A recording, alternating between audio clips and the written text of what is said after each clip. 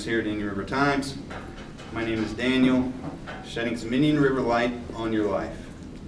And we're sitting here with Jonathan McCadden, presidential candidate. Thank you, Jonathan, for taking some time to answer a few questions. Thanks for having me, Daniel.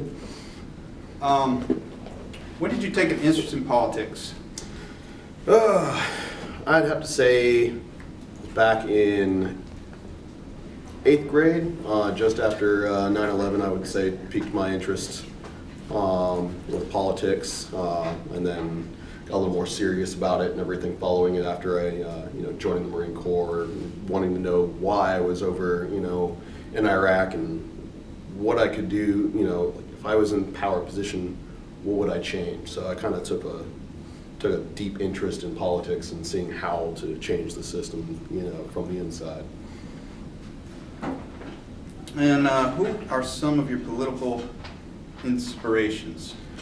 Political inspirations, I don't know if I'd call them political, but General Mattis for me, for the most part. And I drew inspiration from my sergeants and my direct, my colonels from my battalion and captain and all that. And they were great leadership role models. And General Mattis was kind of the overarching, the head honcho at the time of the theater I was operating in. And he seemed to have a very good grasp on, how to work and improve those under his direct command, and also play that diplomat that he had to, with a lot of the leaders and subgroups that were in Iraq. So working with other people and kind of getting those two groups to actually work together for the betterment of the mission, and basically just improving their overall lives. And besides those that you just mentioned, do you aspire to follow in any other political leaders' ideological footsteps? I don't think I would follow directly in anyone's ideological footsteps per se.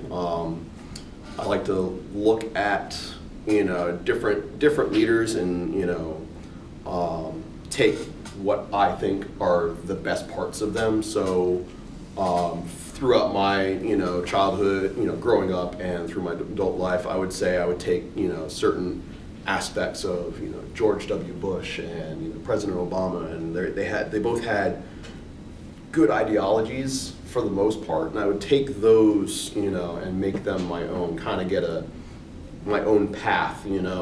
It's kind of they kind of teach you how to make the road, but when you go to build it, it's still your own road. So I take those bits and pieces and everything. So I don't think I would follow in anyone's particular footsteps, but I would go off of some of their examples. Interesting. What would you say is your ultimate political goal? My ultimate political goal, well, that would be obviously, as President of the United States, would be to ensure the overall safety and prosperity of the United States of America, while at the same time, solidifying our position as number one in the world.